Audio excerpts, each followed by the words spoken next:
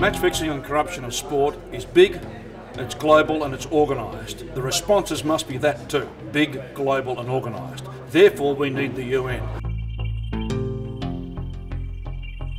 We cannot ask for a better platform than here in Geneva at the United Nations. We are here today because we are aware that crime against the integrity of sport cannot be treated as a common crime. I welcome you all most warmly to the Palais des Nations and wish you a productive conference. The value of sport in advancing peace, development and respect for human rights is undisputed. The other side is integrity. They are making the link between the sport, development and peace. Our meeting today aims at strengthening and protecting the rights of children, as well as the rights of future generations of young people.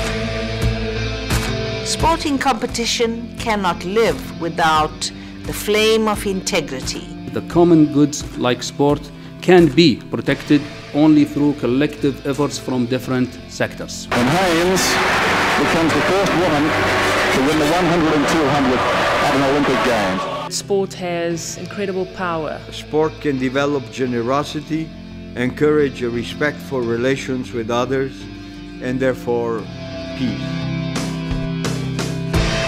Help the sport community recognize, reduce, and respond to misconduct. But the sports movement cannot do everything. CONI lays down principles. We try to put good governance rules in place. And when a sport loses its integrity, then it loses its soul. And the integrity, of course, is the most important thing. But we are part of a solution. Sport has no control over criminals. Sport has no control over betting.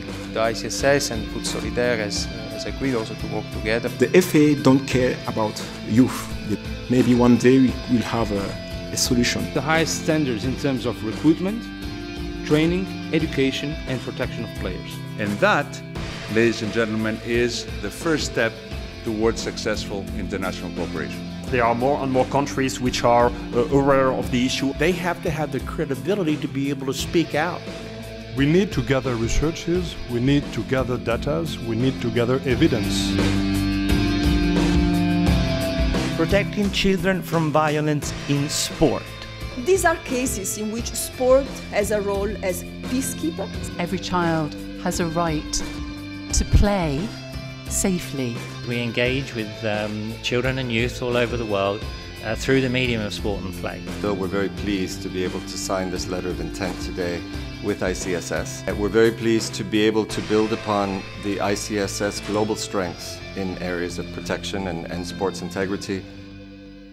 Surely the heart, the backbone and the integrity shell of any organisation is first measured by how it protects the most vulnerable and impressionable from being exploited. 75% of children told us they'd experienced emotional harm in sport. 3% told us they'd been sexually abused. Sex offenders have utilized the internet to reach out to children. Parents hand over their kids in the expectation that they're well treated.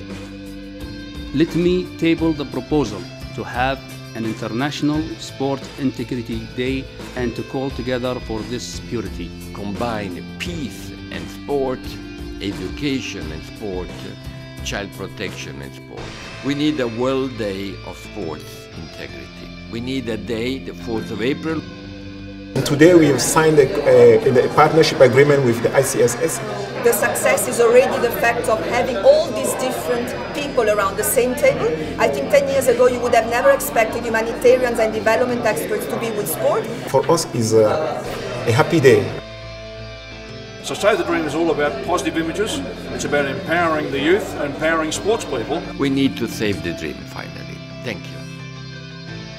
It's clear we heard from everyone today deep appreciation to the government of Qatar, to the government of Italy, to the ICSS, to the Lega Pro, to the UN and the UN headquarters, and frankly to every participant who has been willing to be part of this team. IOC, UNODC, Interpol, UNESCO, NGOs which I've heard, WFP, UNICEF and many others.